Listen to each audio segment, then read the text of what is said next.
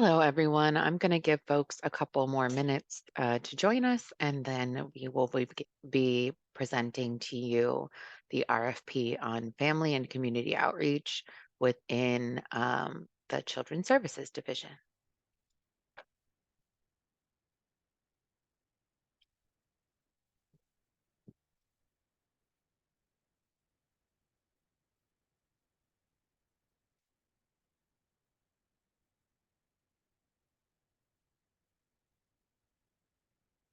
Okay, so I will go ahead and get us started. Thank you for joining us today. A reminder that a recording of this webinar will also be posted on the DFSS website within a few days once we complete here. Today, we're going to be talking about the Family and Community Outreach RFP within Children's Services Division. My name is Alexa Karchmar, and I'm an operations analyst at DFSS. And Martise, if you'd like to introduce yourself. Sure. Good afternoon. My name is Martise Brooks. I am the supervisor for communications and planning, for which this Family and Community Outreach RFP resides. Thank you, Martise. So I'll just open with a couple of housekeeping items. So due to the volume of participants, everyone in attendance is on mute and off camera. However, we do have a Q&A box you'll see at the bottom of your Zoom window where you can submit questions to the panelists, and we will answer them near the end of the presentation. Any questions that are asked will also be answered in an amendment that will be attached to the RFP. So should there be any information that we learned today that's critical to the submission of the RFP, that will be posted as well. So please do use the Q&A box and submit your questions that way. You can also use that box to let me know if you're having any technical issues, and I'll do my best to attend to those. Please do note that the webinar is being recorded. This is so that we can post it for your reference later on. A copy of the recording will be posted on the DFSS YouTube channel with a link to the recording and a PDF of the PowerPoint slides that you will be presented with today. So to find those, you can go to the DFSS website and then go to either the alerts or funding opportunities tabs.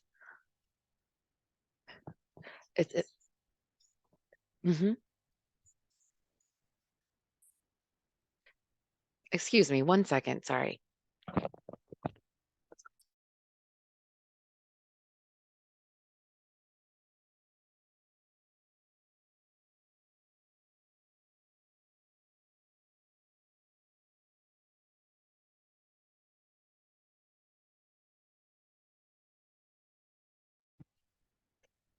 Hi, all. Apologies about that. Small technical issue. So as I was saying, a copy of the recording will be posted on the DFSS YouTube channel with a link to the recording and then a copy of the PowerPoint slides we're presenting today. You can find that on the DFSS website under alerts or the funding opportunities tab. So for today's agenda, we're going to go ahead and we just did welcome and introductions. I'm going to hand it off to Martise, and she will be presenting on the content of the RFP itself, purpose, background, scope, program description, selection criteria, and timeline. And then I'll close us out with a couple of tips on the e-procurement portal itself and how to sort of submit your application. Just one last reminder that you can use that Q&A box at the bottom of your screen to drop questions at any time. And we will take a moment at the end of the session to answer those. And that the recording of this webinar will be posted on the DFSS website. And now I will hand it off to Martise. Thank you, Alexa. So the request for proposal seeks to award one support service that can provide subject matter expertise and training and technical assistance in grassroots outreach, leadership, and advocacy development to the Department of Family and Support Services. It's Chicago Early Learning, of course, CEL, direct service providers and their parents, and subjects related to family and community outreach as a support service delegate agency. The FCO support service provider will be conducting family and community outreach and will be expected to work both directly and indirectly with low-income families and community members, including but not limited to families enrolled in our CEL programs. So just a little bit of background. So DFSS administers CEL programs through a network of contracted direct service and support service delegate agencies. The direct service delegate agency responsible for delivering programs directly to children and families and must have a program management design that allows them to do this. So currently, DFSS contracts with the network a little over 95 direct service delegate agencies, over 215 sites that implement program models designed to meet the needs of Chicago communities. DFSS recognizes that many of the we serve have needs beyond what we fund delegates to provide. DFSS is interested in supporting strategies to improve coordination of delivery silos to improve outcomes for these clients.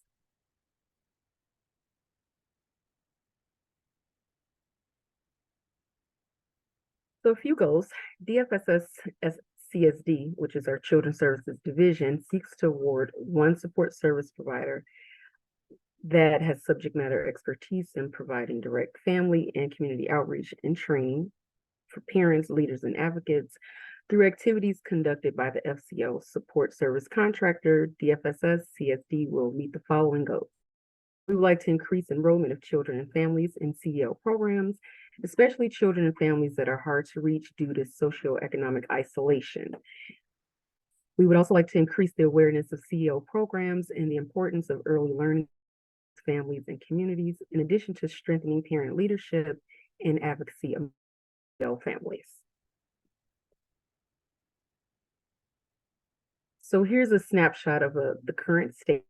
Approximately, we have 192 children, age of 6 in Chicago, and around 22 children live at or above the poverty level.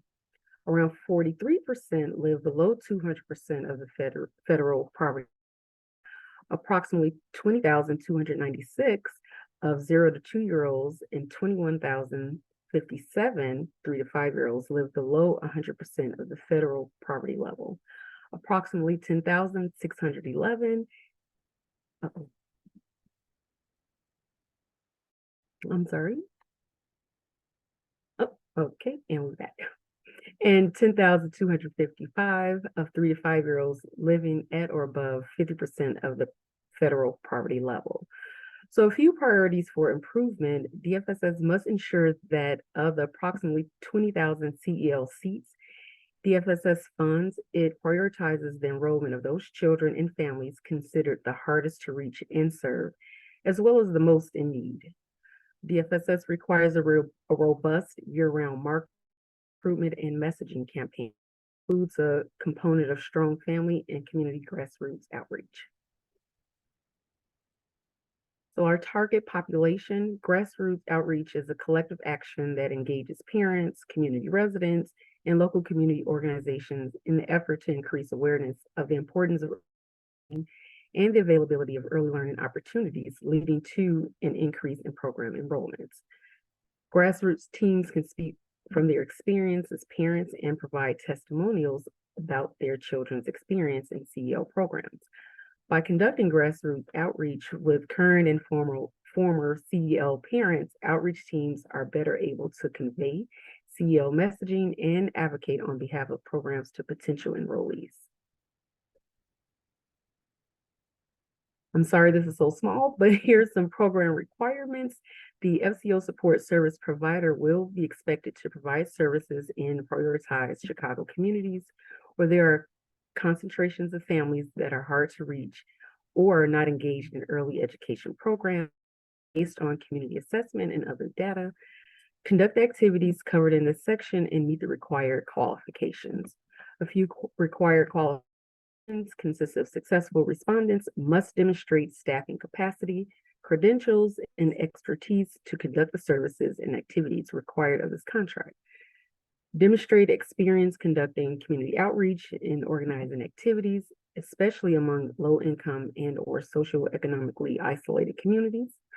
Identify a project manager who is responsible for all FCO within the awarded contract and who acts as the point of contact for DFCSD. Identify up to 5 full-time employees, support staff to support the project manager and parent ambassadors teams in strategizing and conducting grassroots outreach.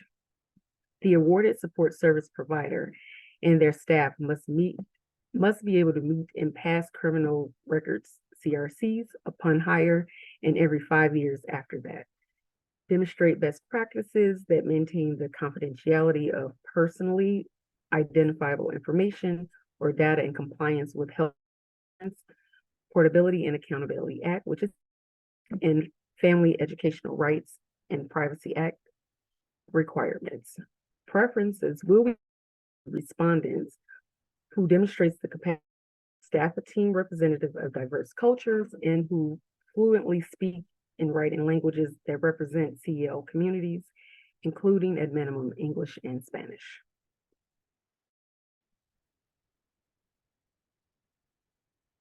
A few performance outcomes. DFSS seeks respondents with a strong past performance against desired outcome goals. Performance indicators include, but are not limited to track progress towards achieving the outcome goals, the FCO supports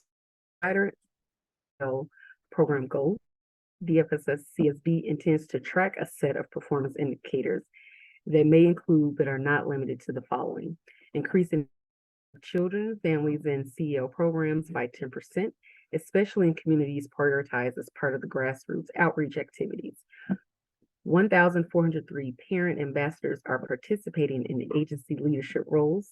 In addition to the performance indicators and output matrix listed above, DFSS encourages respondents to propose additional indicators and matrix, including those that demonstrate early success and are indicative of participants' progress. So selection criteria, strength of proposed program. First up, we have the respondent clearly defined services to be provided directly or through partnerships, linkage agreements with other agencies that are appropriate to addressing needs and achieving desired outcomes for the target population. The respondent also is supported by a strong national or local evidence base and or aligns with best practice for the relevant field. The respondent has an effective approach to identifying and retaining program participants, including rules, regulations that reduce barriers to participation. The respondent has partnerships or coordinates with other agencies to expand or improve services in a client-centered, comprehensive way.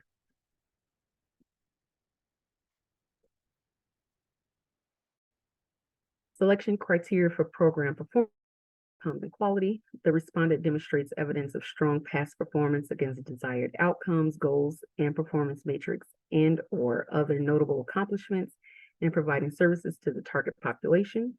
The respondent has experience using data to inform or improve its services or practices. The respondent has the relevant systems and processes needed to collect and store key participant and performance data.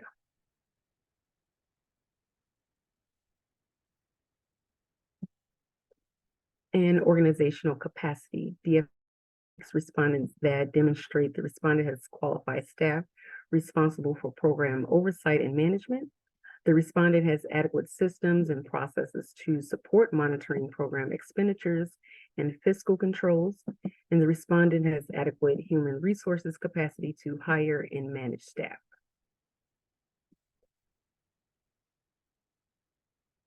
So reasonable costs, budget justification, and leverage of funds. DFSS seeks respondents that demonstrate the respondent has the fiscal capacity to implement the proposed program.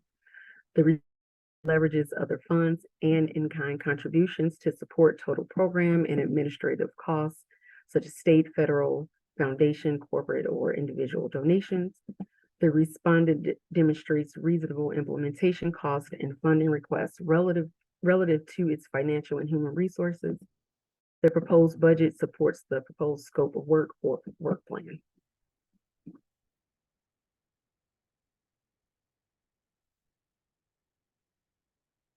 And then some selection criteria attachments. So, of course, be sure to attach reports, studies, or other documentation that show performance towards reaching the program goals and demonstrate results and accomplishments. Please attach the resumes for your key staff who are overseeing the program, and also to be sure to attach your organization's budget for this program. And here's a quick timeline. So the pre-proposal webinar is occurring today. Applications, are these the right dates? No, no. I apologize. I think that we are shifting them up. So pre-proposal webinar is today, September 26th. And I believe the next page will confirm the due date, or there is a page that confirms the due date. So that due date is actually October 25th, 2023 at noon. I apologize for that mistake. That's okay, thank you. And the program does begin December 1st of 2023.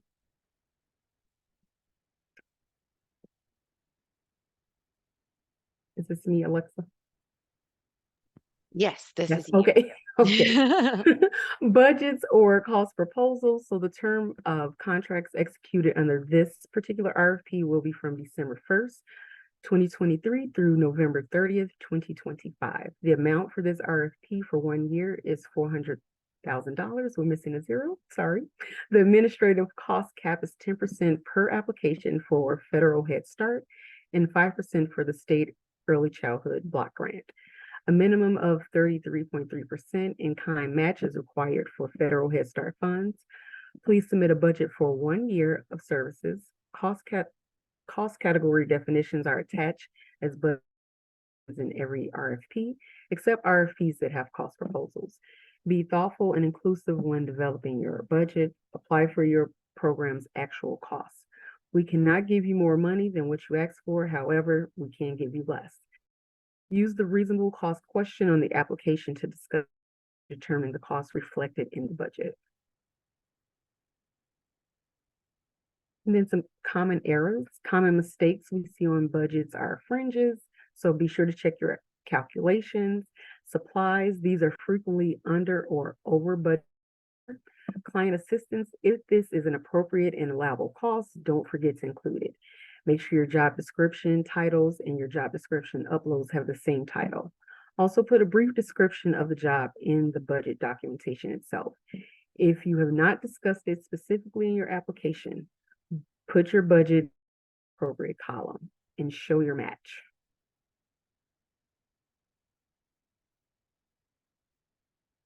And then again, the deadline for the applications are due October 25th, 2023 at 12 noon. And then some tips, you have to start early. If you've ever done this business with the city of Chicago, register into iSupplier e-procurement ASAP. Review RFP narratives and application questions closely. Remember, they align with the scope and selection criteria. Use the information in the RFP for guidance in formulating your answers. There is a 4,000 character limit, which includes punctuation and spaces. Each is allotted 4,000 characters. Do not use button on your browser and be sure to save often.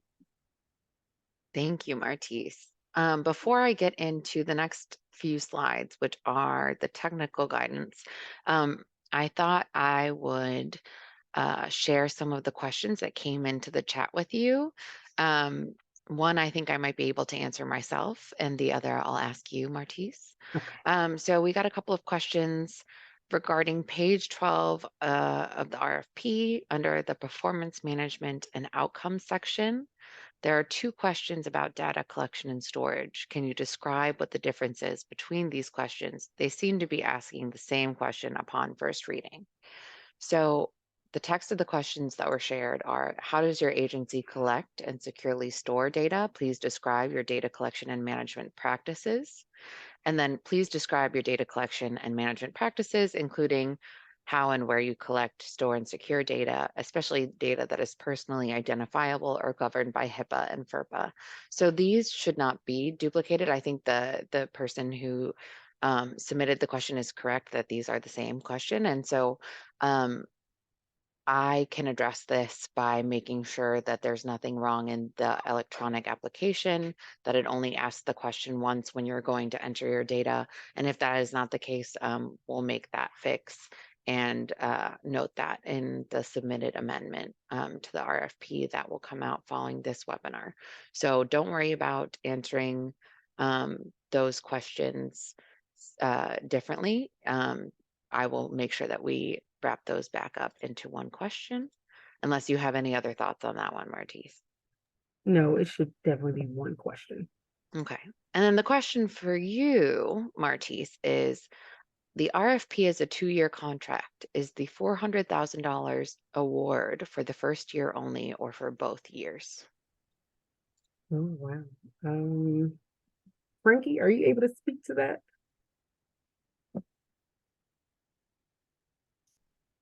I'm not sure. Okay. So what we're going to do is we're going to, following this webinar, we will get the correct answer to that question, and then we will submit it as an amendment in the e-procurement portal, and you'll see it pop up, and you'll have to acknowledge the amendment and see the answer to the question prior to submitting your application. So I apologize, we don't have the answer now, but we will get the answer to you as soon as possible. And thank you for asking. And those are the only questions I've seen come in so far. So I will start going through the technical pieces, and if anyone wants to submit more questions while I'm doing so, please feel free. Okay, so tips for working in e-procurement. Oh, here we go. So to submit multiple applications for a single RFP, applicants will need to set up unique user accounts. So please note that you can only set up or you can only submit one application to the RFP per account. And referring back to what Martise said earlier, it is best for you to create those accounts and get everything set up as early as possible. We recommend doing that sooner than later because creating accounts can take a couple days for the admin process to go through. And so we want to make sure that you're not feeling crunched to submit your application. You can submit your application and later amend it up until the due date of October 25th, 2023 at 12 noon. Avoid the rush and possible mishaps by submitting early and plan on your submission, the process of submitting itself taking about 30 to 60 minutes. Late applications will not be accepted, so please do get it in by that October 25th at 12 noon date and time. And then we do have a hotline that you can call during regular business hours, so 9 to 5, Monday through Friday, if you're having any difficulty with the procurement portal. So that hotline is 312-744-4357. Save often, submit early. So yeah, just be clicking the save button as often as you can. Anytime you're moving between pages, you don't want to lose any of the data that you've submitted. There are some requirements if you're a new agency submitting for RFP. So those include providing the articles of incorporation and any amended articles of incorporation for your organization. Providing an IRS affirmation letter if you are a non-for-profit agency. This letter must be dated within 60 days of your submission. You can obtain this by calling the IRS directly. If you're a for-profit agency, then submit your original letter from the IRS and share your FEIN number. We'll need your DUNS number. We'll need your central contractor registration. So provide a copy of the entity overview page that you find for your organization on sam.gov. And then a certificate of good standing letter with the state of Illinois. So make sure that you're uploading all of these items in the application portal and you're calling our hotline if you have any trouble doing so. On the DFSS webpage, there's a link to all of the RFPs that are currently open, including this one, and also some training documents around using e-procurement. So go ahead, go to the DFSS webpage and check the alerts section. If you have any questions on registering for e-procurement, you can go ahead and email us at customersupport@cityofchicago.org, or you can give us a call on that hotline, 312-744-4357. We also have training materials, documents, and videos available on our website, and those will assist you with the process of submitting your application. How to accept an amendment. So following this webinar, we will post an amendment with, at the very least, written answers to the questions that were posed in today's webinar. And so you will need to be able to accept that amendment in e-procurement. I'm going to walk you through what that process looks like. So your first step, you're going to go into your application, and you will see this warning at the top of your page if we do have an amendment that you need to acknowledge. Should that be the case, you can go ahead and click View Amendment History. Excuse me. And you will then go through the process of acknowledging the amendment, which I'll show you shortly. If the RFP has not been amended yet, then all you have to do when you open this initial page for your application is go to Actions, Create Quote, and click Go. So if you do have an amendment to accept and you see that warning and you click through, this is what that page will look like. So it will list all of the current active amendments. Here you'll see the document number. So that is the link directly to the amendment itself if you want to read the full text, as you should. You can also click on this little eyeglass on the right-hand side in the review changes column, and that will show you the changes that have been made to the RFP with this amendment. To acknowledge receipt of the amendment and that you understood what you read, you click Acknowledge Amendments here in the bottom right. When you click that screen, you'll be asked to check this box saying you accept the terms of the amendment, and then go ahead and click Acknowledge again. And then you should see this confirmation page. Still on this confirmation page, notice that you have yes and no in the bottom right-hand corner. So even on this confirmation page, we ask that you click yes, and that you confirm you do intend to acknowledge the amendment.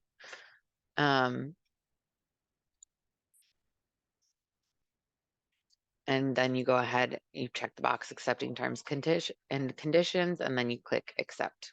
So it's a long process. Make sure you click all the way through, because we really want your application to be submitted successfully. And this is what that last page should look like, the terms and conditions page. Okay. So how to submit an application. When you're ready to submit, when all of your data is in your application, you're going to start by saving your draft one last time, and then you're going to go ahead and click Continue. If there's anything missing in your application, when you click that Continue button, you're going to see this error message pop up at the top of your page, and it should direct you to whatever is missing in your application. So I will show you some examples. So here it says the RFQ control requires you to quote on all lines. And so if you get this error message, you may have missed the tab that says lines, in which you have to go in and enter budget notes. And so please do make sure that you complete that tab if you see this error message pop up. Here's another example of a type of error that might arise. So this says a quote value is required for requirement first name. So we go to requirements, and then we find the item titled first name, and we see that it's empty. So whatever the error might be, it should point you right to where you need to make any changes. But if you're having trouble with it, of course, do go ahead and call our hotline. So once your application is all set, you're going to click that continue button, and this will put you in this review and submit page. So you'll see review and submit at the top here. And then you'll see this sort of printout of all of the data that you've entered into your application. So this is your last chance to review it for any potential errors. At the bottom of the screen, you'll see a spot to check the box, accepting that your application is ready to go. And then you're going to give your electronic signature. And then in the bottom right-hand corner, you'll click submit. And again, just this page, this confirmation page will be your sign that the application was successfully submitted. If you don't see this page or you run into any other issues, please do feel free to contact us. And I'll provide our contact information on the next slide, but I believe we got one more question. Okay. I see. So Martise answered the question about budget in the chat. So the question was, the RFP is a 2-year contract. Is the $400,000 award for the first year only or for both years? So the response that Martise entered into the chat is, the $400,000 is the total amount. We anticipate one award will be totaling a maximum of $400,000, depending on the size of their proposed program. DFSS anticipates funding one agency. This contract will operate on a reimbursement basis only, and no advances will be given. All right, so thank you, Martise, for that. And I'll give you one more moment to enter any last minute questions while I share with you our contact information here. So if you have any questions about the program itself or relating to the content of the RFP, you can contact Martise at 312-743-2028 or at martise.brooks@cityofchicago.org. If you have any technical questions, or questions that are not about the program itself, you can contact me, Alexa, at alexa.karchmar@cityofchicago.org. And I'm not seeing any more questions come in. So Martise, unless you have anything to add, I will call us out for the day. No, I don't have anything, Alexa. All right. Thank you so much for your work on this. And please do apply. We're excited to see your application.